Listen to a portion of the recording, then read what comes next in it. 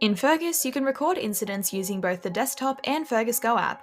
In this video, we'll focus on how to log incidents from the desktop version. If you're looking for how this works in Fergus Go, check out our help guide.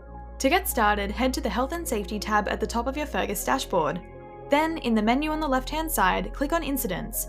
Here, you'll see a list of all previously recorded incidents if you have any. To create a new one, click New Incident in the top right corner.